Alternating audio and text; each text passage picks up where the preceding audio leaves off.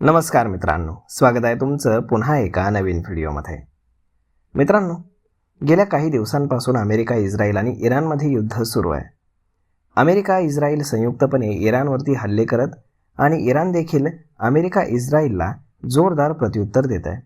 त्यामुळे मध्य पूर्वेमध्ये युद्धजन्य परिस्थिती निर्माण झाली आहे. या युद्धामुळे जगातील अनेक देशांना होणारा तेल आणि वायूचा पुरवठा विस्कळीत झाला आहे. त्यामुळे याचा फटका जगातील अनेक देशांना आणि त्या देशांच्या स्टॉक मार्केटला बसतोय. होर्मुझ सामुद्रधुनीमध्ये देखील तणावाची परिस्थिती असल्यामुळे कच्च्या तेलाच्या जहाजांच्या वाहतुकीला अडथळे येत आहेत. अशा परिस्थितीमध्ये अमेरिका, इस्रायल आणि इराण युद्ध आणखी भडकण्याची चिन्ह आहेत. त्याचं कारण अमेरिकेचे राष्ट्राध्यक्ष डोनाल्ड ट्रम्प हे इराणबाबत रोज वेगवेगळे विधानं करत आहेत. दरम्यान अमेरिका, इस्रायल आणि इराण युद्ध संपवण्यासाठी काही दिवसांपूर्वी रशियाचे अध्यक्ष व्लादिमीर पुतीन आणि डोनाल्ड ट्रम्प यांच्यामध्ये फोनवरून चर्चा झाल्याचीही माहिती समोर आली.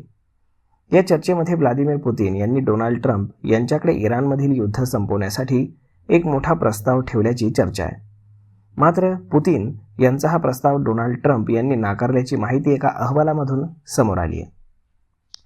अमेरिका, इस्रायल आणि इराण युद्ध थांबवण्यासाठी इराणचा जो काही युरेनियमचा साठा आहे तर तो रशियाला हलवण्याचा प्रस्ताव व्लादिमीर पुतीन यांनी डोनाल्ड ट्रम्प यांच्यासमोर ठेवला होता. मात्र हा प्रस्ताव डोनाल्ड ट्रम्प यांनी फेटाळून लावल्याचं वृत्त मिळालेलं आहे. या आठवड्याच्या सुरुवातीला डोनाल्ड ट्रम्प आणि पुतीन यांच्यामध्ये झालेल्या फोन कॉल दरम्यान हा प्रस्ताव मांडण्यात आल्याची माहिती समोर आली आहे. इराणकडे असलेलं युरेनियम रशियाकडे ठेवण्यात येईल, त्यामुळे इराणला अणुबॉम्ब तयार करता येणार नाही अशी अट रशियानं ठेवली. मात्र ही अट डोनाल्ड ट्रम्प यांना मान्य न झाल्यानं हा प्रस्ताव नाकारण्यात आला. डोनाल्ड ट्रम्प यांनी शुक्रवारी देखील एक मोठं वक्तव्य केलं की इराणला कदाचित रशियाचे राष्ट्राध्यक्ष व्लादिमीर पुतीन मदत करत असतील, असं डोनाल्ड ट्रम्प बोलले. ट्रम्प म्हणाले की मला वाटतं की व्लादिमीर पुतीन कदाचित इराणला थोडीशी मदत करत असतील, कारण रशियाला कदाचित असं वाटतंय की आम्ही युक्रेनला मदत करतोय, बरोबर ना? तर डोनाल्ड ट्रम्प यांनी अशा पद्धतीनं एक ट्विट देखील केलं होतं. तर मग मित्रांनो, अशा पद्धतीनं आता इराण युद्ध संपवण्यासाठी पुतीन यांनी प्रस्ताव दिला होता, परंतु अमेरिकेने तो नाकारल्यामुळे आता लगेचच युद्ध थांबेल याची शक्यता मात्र थोडीशी कमी झाली आहे.